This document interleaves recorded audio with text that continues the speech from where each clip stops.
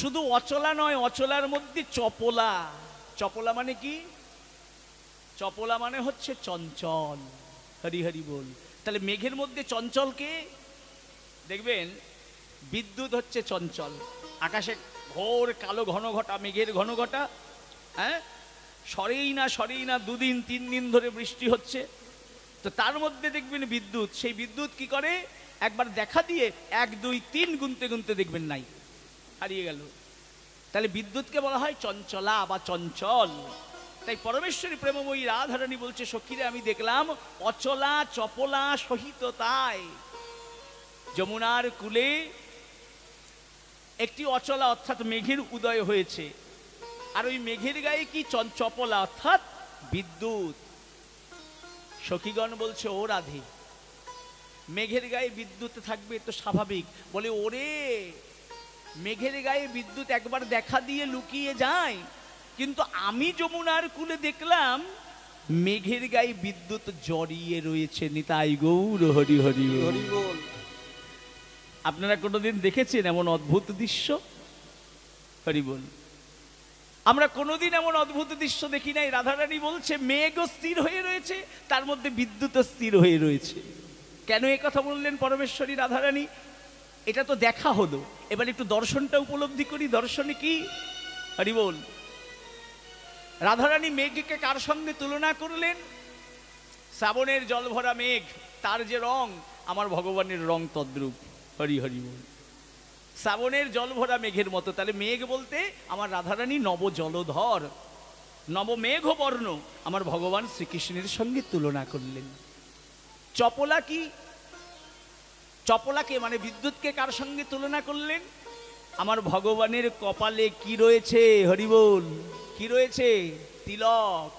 তাই গোবিন্দের কপালের ওই তিলকটিকে চপলা অর্থাৎ বিদ্যুতের সঙ্গে তুলনা করলেন। এই যে তিলক, দেখবেন এই তিলক আমার গোবিন্দ পরে না? গোবিন্দের কপালে সব সময় দেখবেন তিলক আছে। দাদা বলরামের কপালে তিলক আছে, ভগবান শ্রীহরির কপালে তিলক আছে, আমার গৌরহরির কপালে তিলক আছে, নিতাই চাঁদের কপালে তিলক আছে, জগৎ বিশ্ব ব্রহ্মাণ্ডের যত সাধুগুরু বৈষ্ণব আছে সবার কপালে তিলক। তাই তো? বলে, বাবা তিলক পরা হয় কেন? বলে, ভক্ত হলে তিলক পরতেই হবে, এটাই হচ্ছে নিয়ম। না, এখন আবার অনেকে পরে না, এখন ওই লাল টিপ এরকম গোল গোল গোল টিপ দিয়ে কীর্তনেরা সরে দাঁড়ায়। এখন সবাই পড়ে না, অনেকে পড়ে না, সবাই বলবো না, অনেকে পড়ে না।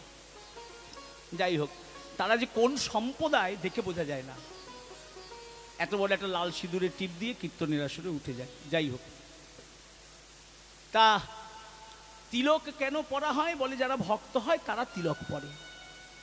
বলে, তাহলে এ জগতে সর্বশ্রেষ্ঠ ভক্ত তো আমার পরমেশ্বরী রাধারানী, তাহলে রাধারানী কেন তিলক পরে না? হরি বল। যেখানে আমার ভগবান শ্রীকৃষ্ণ তিলক পড়ছেন, শ্রীকৃষ্ণ চৈতন্য মহাপ্রভু তিলক পড়ছেন, জগতে যত যত ভক্ত আছে সবাই তিলক পড়ছেন, তাহলে আমার পরমেশ্বরী রাধারানী তো, তিনি তো ভক্তের শিরোমণি, তাহলে তিনি কেন তিলক পরেন না? রাধারানী কেন তিলক পরেন না? তার কারণ কি? এই তিলকের উৎপত্তি কোথা থেকে?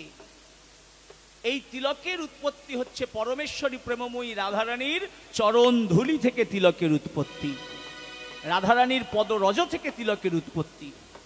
রাধারানীর পদরজ বলে আমার গোবিন্দ কি করলেন? ওই পদরজকে তিলক করে ললাটে ধারণ করলেন। দেখুন, স্বয়ং পদরজকে ললাটে ধারণ করেছেন।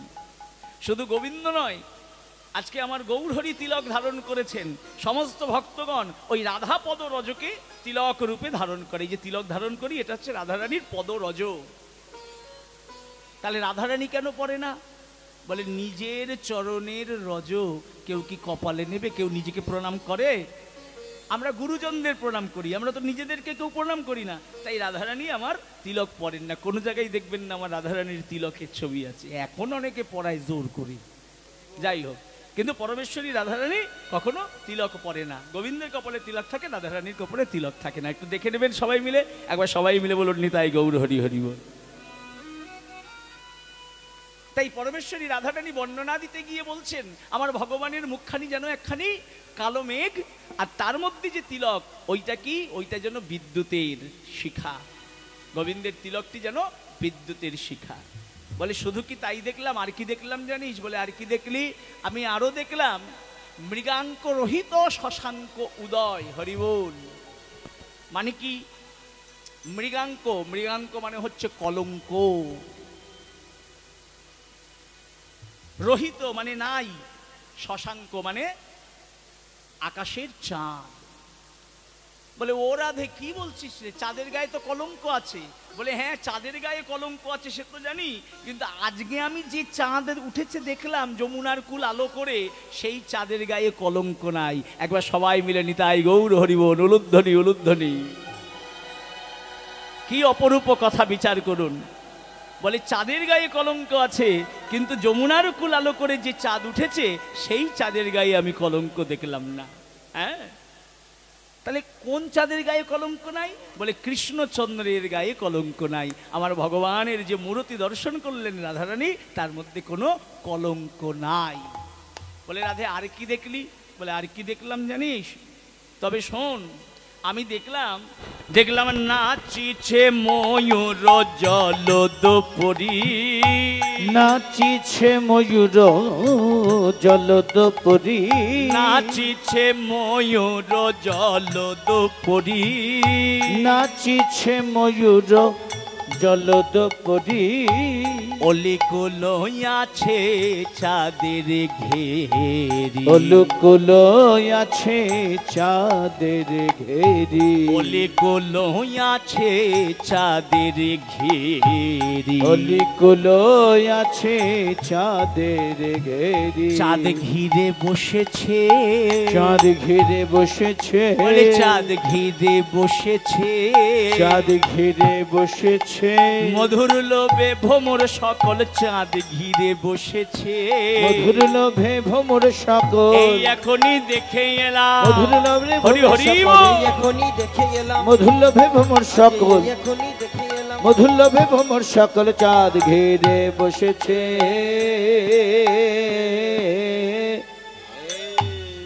তা রাধারানী কি বললেন একটু মন দিয়ে শুনুন। নাচিছে ময়ূর ও জলদপরি। আমি যমুনার তীরে গিয়ে দেখলাম একটি ময়ূর মেঘের ওপরে নৃত্য করছে। সখীগণ বলছে ও রাধে কি যা খুশি তাই বলে চলেছিস। আমরা জানি আকাশে মেঘ দেখলে মাটিতে ময়ূর নাচে, আর তুই বলছিস মেঘের ওপরে ময়ূর নাচছে। রাধারানী বলছে হ্যাঁ, শুধু তাই নয় রে, আমি আরো দেখলাম অলি মানে ভ্রমর, সেই ভ্রমর চাঁদকে ঘিরে গুনগুন গুনগুন গুনগুন করছে। তো সঙ্গে সঙ্গে সখীগণ বলছে এই রাধে, ভ্রমরেরা ফুলের ওপরে গুনগুন গুনগুন করে কেন?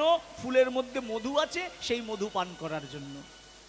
চাঁদে কি মধু আছে নাকি যে ভ্রমর ওই মধু পান করার জন্য গুনগুন গুনগুন করবে? কি যা খুশি তাই বলছিস। আমরা কিন্তু গুণী সমাজ, আমরা কিন্তু সব বুঝি, আমরা কিন্তু শিক্ষিতা। এখানে যা খুশি তাই বললে হবে না। এনারা কীর্তন শুনতে শুনতে এনাদের শ্রবণ মূল পরিপক্ক হয়ে গেছে। হ্যাঁ কীর্তনিয়া বাবা তুমি যা খুশি তাই বলে যাবা, হ্যাঁ ওই সমস্ত কিন্তু হবে না। এনারা কিন্তু জানে এরপরে কি আছে, তারপরে কি আছে। পরমেশ্বরী প্রেমময়ী রাইধনী বলছে হতে পারে সখী, হতে পারে আমার ভুল হচ্ছে, হতে পারে কেন? তবে তোদের কাছে বলি শোন, কৃষ্ণ রূপ দেখেছে আমার নয়ন, আমার নয়ন, নয়নের তো বদন নাই সে তো বলতে পারে না, বলতে পারে না। কিন্তু আজ তোদের কাছে প্রকাশ করছে আমার বদন, আমার বদন, আমার বদনের তো নয়ন নাই সে তো কৃষ্ণ রূপ দেখে নাই, দেখে নাই। বিচার করুন কথাটার কত বড় গুরুত্ব। কৃষ্ণ রূপ দেখেছে কে? রাধারানী বলছে আমার নয়ন, আমার চোখে, চোখ দিয়ে আমি রূপ দেখেছি। কিন্তু চোখের তো বলার ক্ষমতা নাই, সে তো বলছে না। তোদের কাছে বলছে আমার মুখ, কিন্তু মুখের তো চোখ নাই, সে তো কৃষ্ণ রূপ দেখে নাই। তাহলে যে দেখেছে সে বলছে না, আর যে বলছে সে দেখে নাই। তাই দেখাটা আর বলাটা এক না হলেও হতে পারে। এবার একটু বলি, রাধারানীর ভুল হয় নাই, হতে পারে না। রাধারানীর ভুল হতে পারে না, তার কারণ রাধারানীর এক নাম হচ্ছে সুবদনী। তার বদনে, তার মুখে সুন্দর ছাড়া, সত্য ছাড়া কোনোদিন একদিন এক বর্ণ মিথ্যে কথা বেরোয় নাই। তাহলে রাধারানীর ভুল হবে কি করে? হবে না। ভুল হচ্ছে আমার মতো মূর্খ কীর্তনিয়ার। কত বড় অহংকারের মূরতি নিয়ে আজকে দাঁড়িয়েছি বলুন তো। আমি কৃষ্ণ রূপের কথা বলবো। রূপ কি আমি কোনোদিন দেখেছি? রূপ দেখেছেন কে? রূপ দেখেছেন পদকর্তারা, বৈষ্ণব মহাজনেরা। তারা বর্ণনা করেছেন, লিখে রেখে গেছেন। আমি রূপ দেখি নাই, আমি এসে দাঁড়িয়েছি রূপের কথা বলবো বলে অহংকারের মূরতি লইয়ে। যারা দেখেছেন তারা বলে নাই, আর আমি কোনোদিন দেখি নাই আমি বলতে এসেছি। তাহলে দেখাটা আর বলাটা ভুল হলেও হতে পারে। তবুও যদি সত্যি সত্যি পদাবলীর পদাঙ্ক অনুসরণ করে থাকি, ব্রজগোপীদের চরণ যদি বুকের মধ্যে জড়িয়ে ধরে থাকতে পারি, পদাবলী ধরে যদি থাকতে পারি, তাহলে ভুল হওয়ার আশঙ্কা কম। কিন্তু নিজের মন গড়িয়ে যখনই বলতে যাব তখনই রসাভাস হবে। তাই কি বলছে? কি দেখলাম? মৃগাঙ্ক রহিত শশাঙ্ক উদয়। শুধু তাই নয়, অলিকুলও আছে চাঁদের এই ঘেরি। সখীরে মন দিয়ে শোন, আমি কি দেখলাম জানিস? ময়ূর মেঘের ওপরে পেখম তুলে নাচছে। বলে বুঝলাম না রাধে, একটু বুঝিয়ে দে। বলে কেন? গোবিন্দের মুখখানি কেমন? হরি বল। কিছুক্ষণ আগেই বললাম গোবিন্দের মুখখানি হচ্ছে যেন নব জলধর মেঘ, আর তার উপরে মোহনচূড়া। গোবিন্দের মোহনচূড়ার উপরে কি রয়েছে? ময়ূর পুচ্ছ।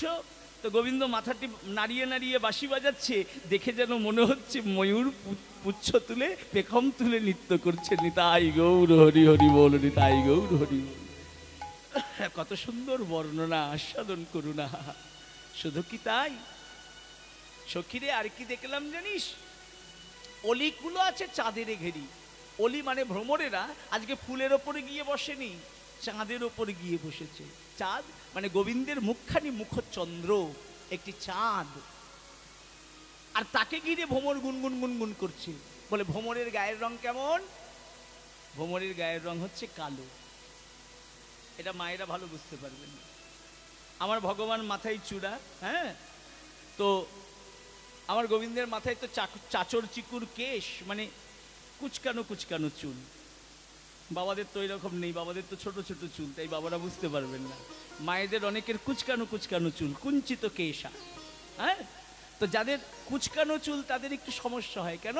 বলে এই যে চুলগুলো আঁচড়ানোর পরও বারবার করে বাতাস দিলে উড়ে এসে আমাদের মুখের সামনে এসে ঝুলতে থাকে, তাই না মা? অনেকের মুখের সামনে এসে ঝুলতে থাকে। তো আমার গোবিন্দের এই কুঞ্চিত কেশ মুখের সামনে এসে ঝুলছে, দেখে যেন মনে হচ্ছে ভ্রমর মধুপান করার জন্য গুনগুন গুনগুন করছে গোবিন্দ মুখপদ্মের মুখচন্দ্রের।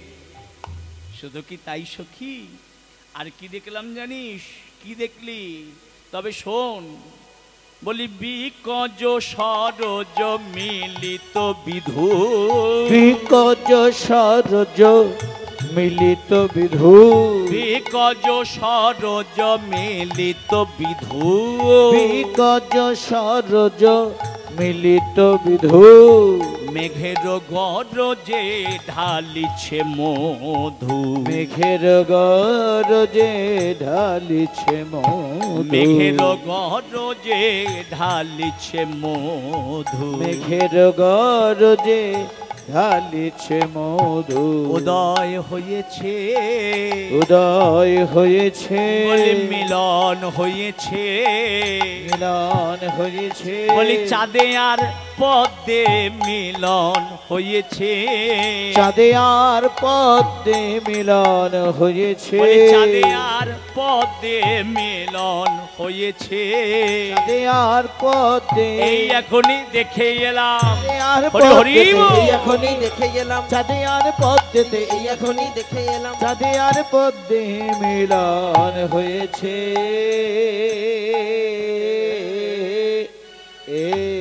কত সুন্দর বর্ণনা দেখুন। কি বলছে? বিকজ সরজ মিলিত বিধু। বিকজ মানে বিকশিত, সরজ মানে পদ্ম। আমরা জানি এই যে পদ্ম ফুল কোথায় ফোটে? হরি বল রাধে।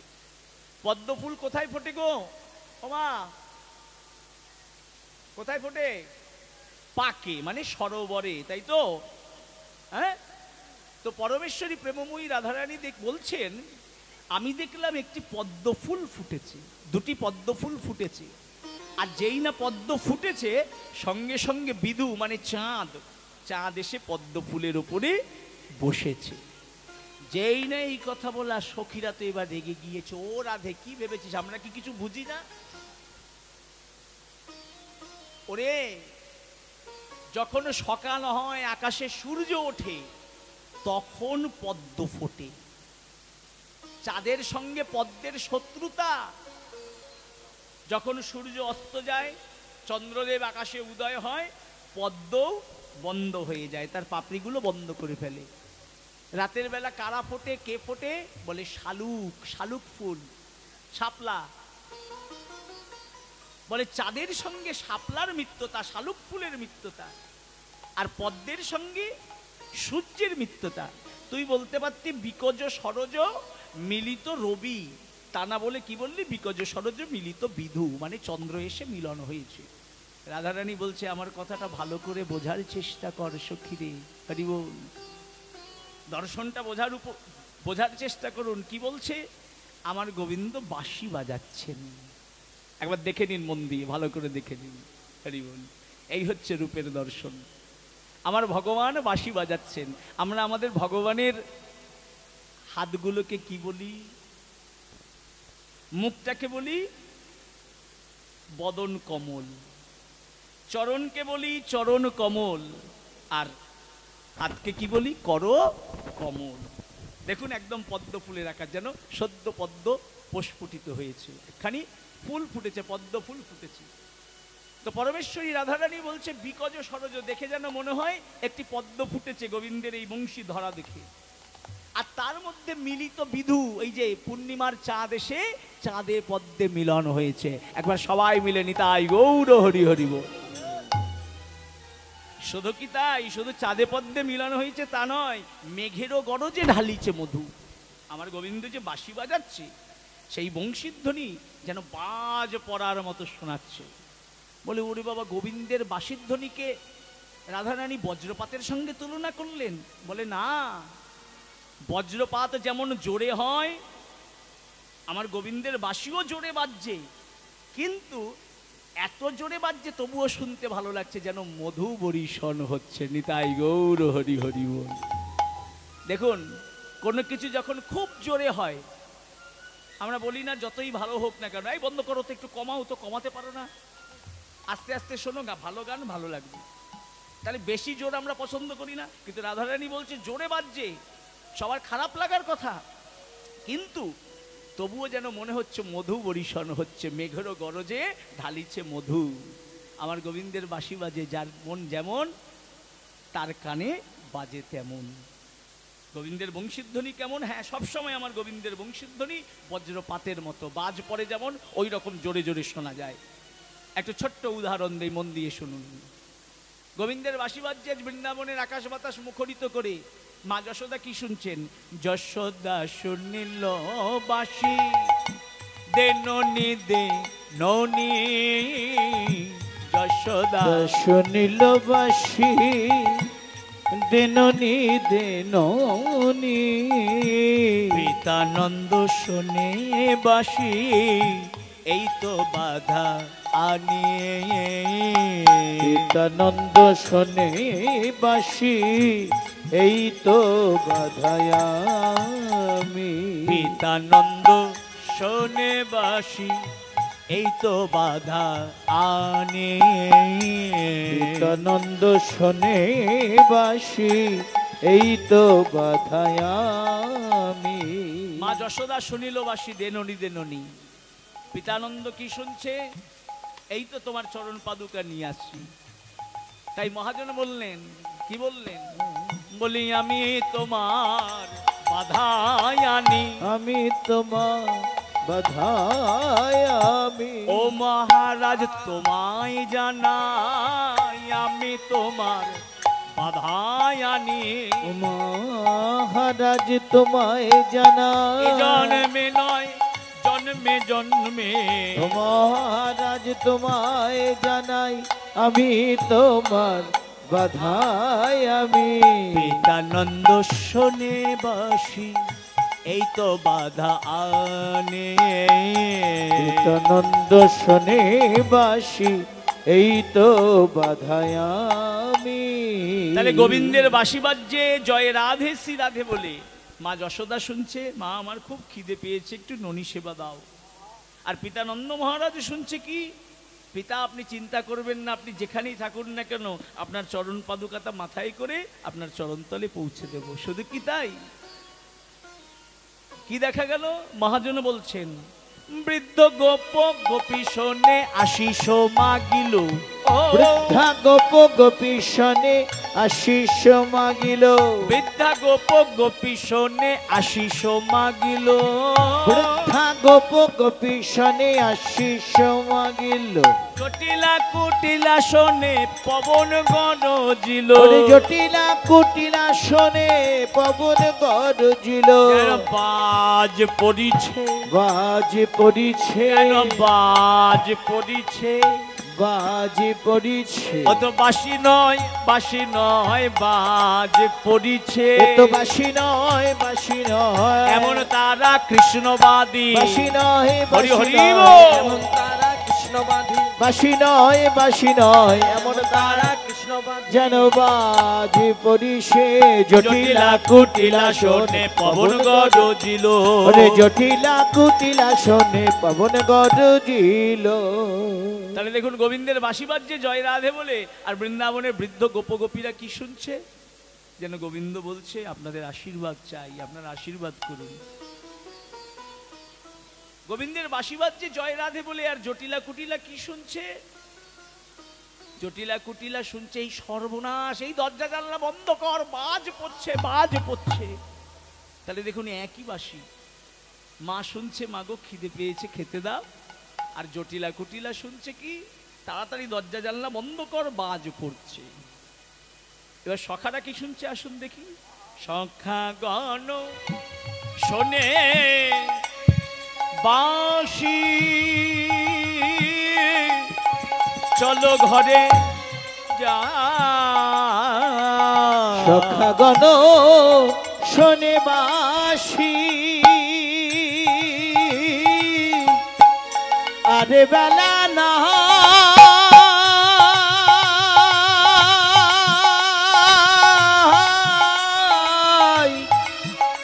চলো ভাই ঘরে যা।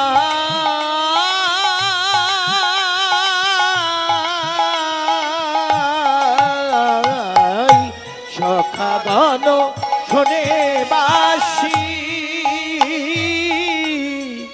চলো ঘরে যাই। শ্রীমতী শুনিল বাঁশি ঘাটে এসো রাধা শ্রীমতী শুনিল বাঁশি ঘাটে এসো না। একেবারে ঘাটে এসো গোরা, তুমি একেবার ঘাটে এসো গোরা। তোমার অদর্শনে প্রাণ বুঝি যায়, একবার ঘাটে এসো গোরা। তোমার দর্শনে প্রাণ বুঝি যায়। ও গো রাধা বিনোদিনী, তোমার হরি হরি দর্শনে বল। প্রাণ বুঝি যায়। ও গো রাধা বিনোদিনী। তোমার দর্শনে প্রাণ বুঝি যায়। ও গো রাধা বিনোদিনী। তুমি একেবার ঘাটে এসো গোরা। শ্রীমতী শুনিল বাঁশি ঘাটে এসো ও গো শ্রীমতী শুনিল বাঁশি ঘাটে এসো রাই। তাহলে দেখুন গোবিন্দের বাঁশি বেজে চলেছে, যার কান যেমন তার কানে সে তেমন শুনছে। রাধারানী কি বললেন, পরমেশ্বরী রাধারানী বললেন বাঁশি বাজছে মেঘেরও গরজে, মেঘের গর্জনের মতো, কিন্তু যেন ঢালছে মধু, মধু বরিশন হচ্ছে। সখীগণ বলছে তা মেঘ যখন গর্জন করছে তাহলে কি মেঘ উদয় হয়নি, বলে হয়েছে। ধোঁয়া যখন আছে তাহলে আগুন নিশ্চয়ই আছে, আগুন না থাকলে তো ধোঁয়া উঠবে না। মেঘের গর্জনও শোনা যাচ্ছে, তাহলে মেঘও আছে। বলে এই মেঘ কোথায় উদয় হয় জানিস? বলে কোথায় উদয় হয়? বলে তাহলে মন দিয়ে শোন।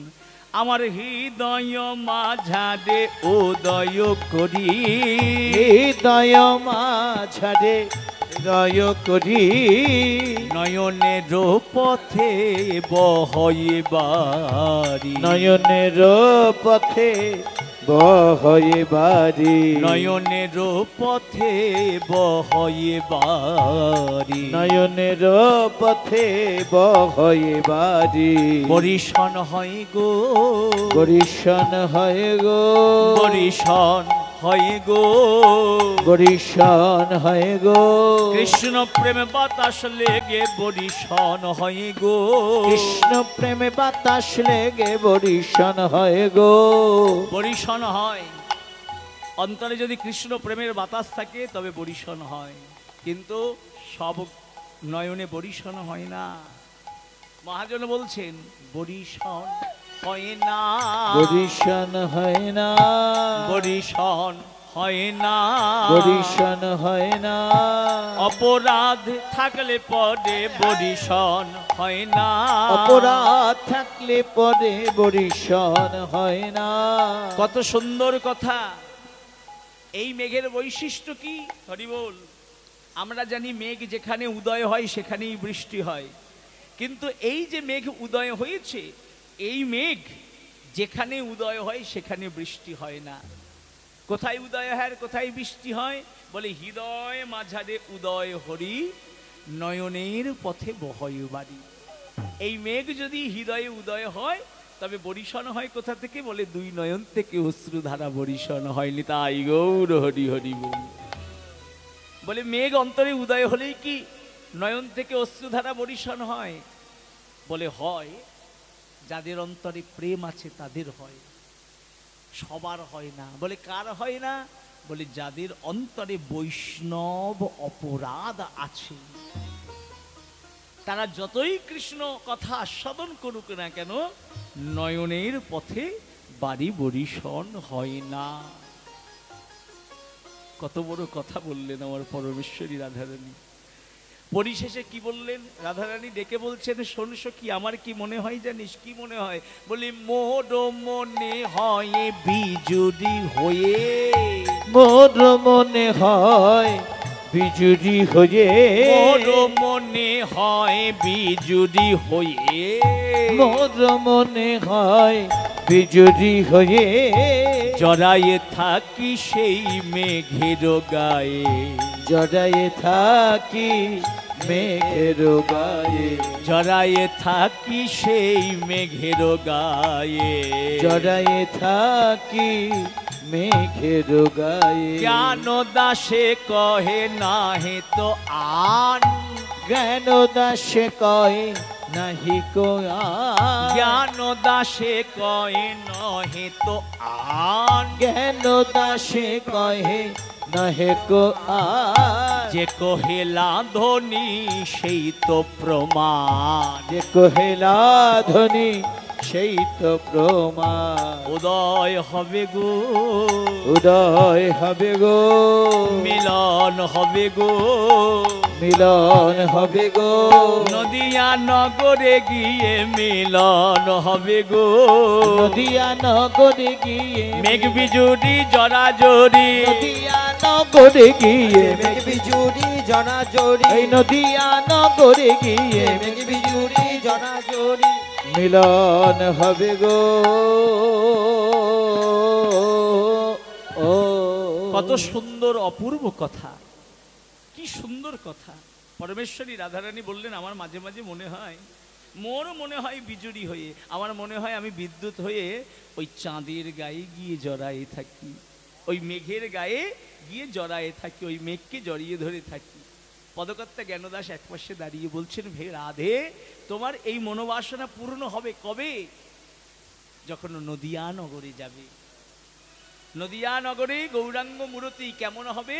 রাধা কৃষ্ণ একাকৃতি, পরমেশ্বরী রাধারানী, পরমেশ্বর ভগবান শ্রীকৃষ্ণ একাকৃতি। আমরা তখন নয়ন ভরে তোমাদের এই অপরূপ রূপ দর্শন করব। ব্রজগোপীরা বলছে, রাধে, এত সুন্দর করে তুই রূপের কথা বলছিস, আমাদের অন্তরের ক্ষুধা আরো বেড়ে যাচ্ছে। মনে হয় যেন অনন্তকাল ধরে এই কৃষ্ণ রূপের কথা শুনি। আর একটুখানি বল রাধে। পরমেশ্বরী রাধারানী বলছে, সখীরে কি করে বলি বলতো, হ্যাঁ কি করে বলি? তবে তোরা যখন শুনতে চাইছিস আর একটু রূপের কথা বলি, মন দিয়ে শোন। দেখে এলাম তারে সখী, দেখে এলাম তারে, দেখে এলাম তারে সখী, আমি দেখে এলাম তারে। একই অঙ্গে এত রূপ নয়নে না ধরে, একই অঙ্গে এত রূপ নয়নে না ধরে। বলি রূপ ধরে না দুই নয়নে, ওই রূপ ধরে না দুনয়নে, রূপ ধরে না দুই নয়নে, ওই রূপ ধরে না দুনয়নে। জাগায় বিভ্রম ক্ষণে ক্ষণে, রূপ ধরে না দুই নয়নে। ওগো জাগায় বিপির ক্ষণে ক্ষণে, বলে কি যেন কি করে মনে, জাগায় হৃদয় গৌর বিপির হরি হরি বল। ক্ষণে ক্ষণে, কি যেন কি করে মনে, জাগায় বিপ্র ক্ষণে ক্ষণে, কি যেন কি করে মনে, জাগায় বিপ্র ক্ষণে ক্ষণে, রূপ ধরে না দুনয়নে। একই অঙ্গে এত রূপ নয়নে না ধরে, একই অঙ্গে এত রূপ নয়নে না ধরে। পরমেশ্বরী রাধারানী বলছেন, সখীরে তাকে দেখে এলাম। কি বলি তার রূপের কথা, একই অঙ্গে এত রূপ, একে দুই নয়নে ধরে। সখীরা বলছে, কি বলছিস এত রূপ মানে? বলে হ্যাঁ, সবাই তাকে একটি নাম দিয়েছে বিষ্ণু। বিষ্ণু মানে জানিস, বি কথার অর্থ হচ্ছে বিস্তৃত, আর নু কথার অর্থ হচ্ছে অনু। যিনি বিস্তৃতর মধ্যেও থাকেন, যিনি অনু পরমাণুর মধ্যেও মিশে থাকেন, তিনিই হলেন বিষ্ণু। তো সেই গোবিন্দ আমার, তিনি বিরাট বিশাল অব্যয় নির্বিকল্প। কি করে তার রূপের কথা তোদের কাছে বর্ণনা করি? কখনো তিনি দয়াল, কখনো তিনি ভয়াল, কখনো তিনি পরব্রহ্ম নিরাকার নির্বিকার নির্বিকল্প, আবার কখনো তিনি পূর্ণ ব্রহ্ম দ্বিভুজ মুরলীধারী। ব্রজগোপীগণ বলছে, কথাটা কেমন পারস্পরিক বিরোধী কথা হয়ে গেল না? যিনি কিনা সাকার, তিনি আবার নিরাকার। বলে হ্যাঁ, কেন হবে না? হরি হরি বল। সাকার হচ্ছে তার প্রেম ঘন রূপ, আর নিরাকার, নিরাকার তার শুধুমাত্র রূপ, আর সাকার হচ্ছে তার প্রেম ঘন রূপ। বলে রাধারানীর কথা শুনে ব্রজগোপীরা বলছে, এই রাধে, বলছিস নিরাকার, নিরাকার আবার রূপ হয় নাকি? বলে শোন সখী, মন দিয়ে শোন। এই যে বিন্দু, আমরা ছোটবেলায় যখন জ্যামিতি আমরা যখন পড়েছিলাম রাধে, এই জগতে নিরাকার বলে কিছুই নাই। আমরা যখন ছোটবেলায় জ্যামিতি পড়েছিলাম, তখন বিন্দুর আমরা সংজ্ঞা কি পড়েছিলাম? যার দৈর্ঘ্যও নাই, যার প্রস্থও নাই, শুধুমাত্র অবস্থান আছে, তাকে বলা হয় বিন্দু। হরি বল। একটু ছোটবেলায় ফিরে যান, মন দিয়ে ভাবুন, বিন্দু কাকে বলে? যার দৈর্ঘ্য নাই, মানে লম্বা নয়, আবার প্রস্থও নয়, মানে চওড়াও নয়, কিন্তু শুধুমাত্র অবস্থান আছে, তাকে বলা হয় বিন্দু। হরি বল। বলে বিন্দুর কোনো দৈর্ঘ্য প্রস্থ নাই। বলে তা হয় নাকি? একটা বিন্দুর ওপরে আপনি, এখন তো অনেক বড় বড় বিজ্ঞানের অনেক যন্ত্র আবিষ্কার হয়েছে, একটা বৈজ্ঞানিক অনুবীক্ষণ যন্ত্র দিয়ে দেখুন তো সত্যি তার অবস্থান আছে কিনা। তখন দৈর্ঘ্যও পেয়ে যাবেন, তার প্রস্থও পেয়ে যাবেন। এখন কত কিছু ভাগ হয়েছে, একটা দিনকে ভাগ করে 24 ঘন্টা। একটি ঘন্টাকে ভাগ করে 60 মিনিট, একটি মিনিটকে ভাগ করে 60 সেকেন্ড, আবার 60 সেকেন্ডের মানে একটি সেকেন্ডকে ভাগ করছে কখন কখন প্রয়োজন হচ্ছে। ওই যে দেখবেন ওই এখন টিভিতে খেলা হয় না, কি খেলা, আইপিএল না কি খেলা হচ্ছে, ওই যে ক্যাচ যখন ওই উইকেট কিপারের হাত থেকে পড়ছে, হ্যাঁ, ওই বলটা মাটিতে পড়লো না কিনা উইকেট কিপার ধরে নিল, বা যখন ওই রান আউট করছে ওই আগে ব্যাটটা ঢুকলো না আগে ওই বলটা লাগলো, ওই ফিউ সেকেন্ডস, মানে 1 সেকেন্ডকেও 60 ভাগে ভাগ করে কোনটা ওই একটুখানি কোনটা আগে ঢুকছে কোনটা আগে বেরোচ্ছে। তাহলে হয় না মানে সব হয়। কে বলেছে নিরাকার সাকার হয় না? নিরাকারও সাকার হয়। এ জগতে আমরা হচ্ছি সাকারবাদী, আমরা পূর্ণ ব্রহ্মকে ভালোবাসি। আবার কারা কারা কেউ কেউ আছে যারা নিরাকারকে ভালোবাসে, হ্যাঁ, কিন্তু নিরাকারকে যারা ভালোবাসে দেখবেন তারা একটু নির্মম হয়, তাদের অন্তরে প্রেম থাকে না। আমি বললাম, ইঙ্গিতে বললাম, বুঝে নিয়েন। আর এই সাকার কি? সাকার হচ্ছে নিরাকারের প্রেম ঘন মূরতি। হরি বল। মানে কি এবার একটুখানি বলি, এই রূপের বর্ণনা দিতে আসলে এগুলো লাগে। সাকার হচ্ছে নিরাকারের প্রেম ঘন মূরতি। আমি দেখতে পাচ্ছি এখানে অনেক জল, আপনারা দেখতে পাচ্ছেন? হরি বল, এখানে জল আছে, আপনারা দেখতে পাচ্ছেন? আপনারা দেখতে পাচ্ছেন না, কিন্তু আমি দেখতে পাচ্ছি এখানে জল আছে, যদিও আমি চর্মচোখ দিয়ে দেখতে পাচ্ছি না। যদি এখান থেকে কিছুটা বাতাস নিয়ে সেই বাতাসটাকে যদি ঠান্ডা করা হয়, কি দেখা যাবে? কাচের গায়ে বিন্দু বিন্দু জলকণা জমছে। তাহলে জল আছে কি রূপে? বাষ্পীয় রূপে জল রয়েছে। এবার ওই যে বিন্দু বিন্দু জলকণা জমলো, ওটা কি হলো? তরল, তাই তো? এবার ওই তরলটাকে যদি আরো ঠান্ডা করা হয় তাহলে কি হবে? বরফে পরিণত হবে, কঠিনে পরিণত হবে। তাহলে দেখুন, যখন সে বাষ্পরূপে ছিল তখন কিন্তু আমাদের চোখে পড়ছে না, যখন সে তরল হলো আমাদের চোখে পড়লো। সেটা যখন আরো কঠিন হয়ে গেল, বরফ হলো, তখন আমরা হাতেও ধরতে পাচ্ছি, আস্বাদনও করতে পারছি। তাই ভগবানও আমাদের কাছে আছে, কিন্তু আমরা দেখতে পাচ্ছি না, অনুভব করতে পারছি না। তাই আমাদের অন্তরে সেই প্রেম নাই। হরি বল। যারা নিরাকারবাদী তাদের অন্তরে সেই প্রেম নাই, সেই বিশ্বাস নাই। কিন্তু যখন সেই নিরাকার ঈশ্বর নয়ন জলের শীতলতা পায়, ভক্তির শীতলতা পায়, তখন সে দ্রবময়ী তরল হয়ে যায়। আবার যখন সে ভক্তের ভক্তির শীতলতা পায়, নয়ন জলে বুক ভাসিয়ে ভক্ত যখন কাঁদে, দেখা দাও ঠাকুর, তোমায় ছাড়া বাঁচবো না, একবারও দেখা দাও। ভক্তের নয়ন জলে তখন সেই নিরাকার ঈশ্বর সাকার রূপ ধারণ করে দিভিজ মুরলীধারী রূপে ভক্তের কাছে এগিয়ে আসে। নিতাই গৌর হরি বল, নিতাই গৌর হরি বল। তাহলে সখী রে, তিনি নিরাকার, আবার তিনি সাকার, তিনি দয়াল, আবার তিনি ভয়াল। এবার একটু জাগতিক জগৎ দিয়ে বিচার করি। হ্যাঁ, এতক্ষণ তো ভক্তির রাজ্যে ছিলাম, প্রেমের রাজ্যে ছিলাম, একটু জাগতিক জগতের কথা বলি।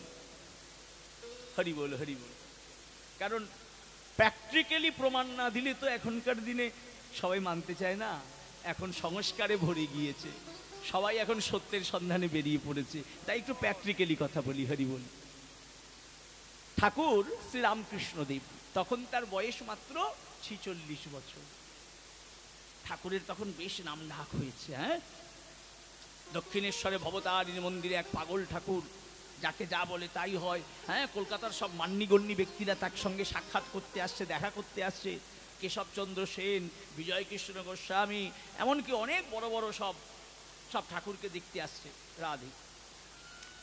তো একদিন সকলে মিলে বললেন, ঠাকুর, এই কলকাতার একজন বিখ্যাত মানুষ আছে, তাকে দেখতে যাবে? ঠাকুর বলছে, কে রে সে? কে গা? বলছে, সে হলো বিদ্যার সাগর, বিদ্যাসাগর। বিদ্যার সাগর। ও বাবা, বিদ্যা হে জগতে পরাবিদ্যা। আমার মা হচ্ছে পরাবিদ্যা, আমার ভগবান হচ্ছে পরাবিদ্যা। বেশ বেশ, সেই বিদ্যার সাগর। ওরে তাকে দেখতে যাবো নি তো কাকে দেখতে যাব? চল চল। ঠাকুর শ্রী রামকৃষ্ণদেব দর্শন করতে এলেন কাকে? বিদ্যাসাগরকে। বিদ্যাসাগরের তখন 66 বছর বয়স, 64 থেকে 66 বছর বয়স। বিচার করে দেখুন, বিদ্যাসাগরের মতো জ্ঞানী, বিদ্যাসাগরের মতো পণ্ডিত সারা ভারতবর্ষে নাই। চারিবেদ ষড়দর্শন যার একেবারে কণ্ঠস্থ, ঠোঁটস্থ, মুখস্থ। তা ঠাকুর তার পারিষদ নিয়ে এলেন, ঘোড়ার গাড়ি থেকে নামলেন বিদ্যাসাগরের বাড়ির সামনে। এবার বিদ্যাসাগরের বাড়িতে ঠাকুর প্রবেশ করে দেখছেন, ওরে বাবা বই, চারিদিকে শুধু বই, বইয়ে বই। ঠাকুর দেখছে, ওরে বাবা কত বই গো, কত বই। এত বইয়ের মধ্যে না থাকলে কি এমনি এমনি বিদ্যাসাগর হয় গা? কিন্তু সবই তো দেখলুম, এ সবই হচ্ছে অবিদ্যা, পরাবিদ্যা নাই। যা আছে এখানে সব অবিদ্যা। যাক, এই কথা বলতে বলতে ঠাকুর ঢুকলেন, বিদ্যাসাগর মশাই শুনলেন। অবিদ্যার পরাবিদ্যা কাকে বলে? এই যে কেউ যদি এখানে জাগতিক জগৎ নিয়ে আলোচনা করে, আজকে বাড়িতে কি রান্না হয়েছে, আপনি কি কাজ করেন, আপনার কাজে গিয়ে এই করুন আপনার উন্নতি হবে, আপনার সংসারে ওই করুন আপনার উন্নতি হবে, এগুলো হচ্ছে অবিদ্যা। আর পরাবিদ্যা হচ্ছে পরাৎপর বিদ্যা। পরাৎপর মানে ভগবান, পরাবিদ্যা মানে ভগবত সম্বন্ধীয়। এই যে কৃষ্ণ কথা, হরি কথা, মায়ের কথা, গুরু কথা, গোবিন্দ কথা, এগুলো হচ্ছে পরাবিদ্যা। তো ঠাকুর এসে ঢুকে দেখলেন সবই আছে, কিন্তু পরাবিদ্যা নাই, সবই আছে অবিদ্যা। তো ঠাকুরের কথা বিদ্যাসাগর মশাই শুনতে পেলেন। তো যখন ঢুকলেন, ঢুকে ঠাকুর বলছে, দেখতে এলুম গো, দেখতে এলুম। ঠাকুর তো সদা আলাপি, দেখতে এলুম গো, দেখতে এলুম। এতদিন খাল বিল নদী নালা পুকুর দেখেছিলুম, এবার একটু সাগরে এসে পড়লুম। বিদ্যাসাগর উঠে দাঁড়িয়ে বলছে, সাগরে যখন এসেছেন তো একটু নোনা জল নিয়ে যান। সাগরে তো নোনা জল না, তো সাগরে যখন এসেই পড়েছেন তো একটু নোনা জল নিয়ে যান। ঠাকুর হেসে বলছে, কে বলেছে গো নোনা জলের সাগর? তুমি তো ক্ষীর সমুদ্র, ক্ষীর সমুদ্র। বিদ্যাসাগর মশাই বসতে বললেন, ঠাকুর বসলেন। আহা, মন জুড়িয়ে গেল গো, তোমার কাছে এসে মন জুড়িয়ে গেল। তো বিদ্যাসাগর মশাই বলছে, ঠাকুর কয়েকটা প্রশ্ন করতে পারি? হ্যাঁ, করো করো করো। ঠাকুর, আপনি ঘরে প্রবেশ করার সময় বললেন এখানে অনেক পুস্তক বিদ্যা, কিন্তু সমস্ত কিছু অবিদ্যা, পরাবিদ্যা বলে কিছু নাই। আচ্ছা ঠাকুর, ঈশ্বর কি আছেন? দেখুন, স্বয়ং বিদ্যাসাগরের মতো জ্ঞানী পণ্ডিত জিজ্ঞাসা করছেন, ঈশ্বর কি আছেন? ঠাকুর বলছে, কেন থাকবে না গা, কেন থাকবে না? বলে, অনেকে বলে যা দেখিনি নিজ নয়নে বিশ্বাস করি না কাহারও বচনে। বলে, হ্যাঁ গা, কেউ অন্ধ যদি তোমার কাছে এসে বলে আমি তো চোখে সূর্যকে দেখতে পাই না, তবে সূর্য নাই, তো তুমি কি বলবে গা? বিদ্যাসাগর মশাই বলছে, তুমি চোখে দেখতে পাও না, তোমার চোখ নাই তাই তুমি চোখে দেখতে পাও না। তুমি অস্ত্রোপচার করে চোখ বসাও, তুমিও দেখতে পাবে। বলে, তুমি ঈশ্বরকে দেখতে পাও না বলে ঈশ্বর নাই, তা কেমন করে হয়? কোন সাধুগুরু বৈষ্ণবের কাছে গিয়ে কৃপা ভিক্ষা করো, তারা যদি তোমায় কৃপা দেয় তবে তুমি নবঘন শ্যামসুন্দরকে দেখতে পাবে, আমার মাকে দেখতে পাবে গা। বলে, বেশ, তাহলে ঠাকুর এই আপনি বললেন ঈশ্বরকে দেখা যায় না, কখনো কখনো তিনি দেখা দেন, কখনো তিনি নবঘন শ্যামসুন্দর রূপে, কখনো মা রূপে। বলে, না তা তো বলি নাই গা, তা তো বলি নাই।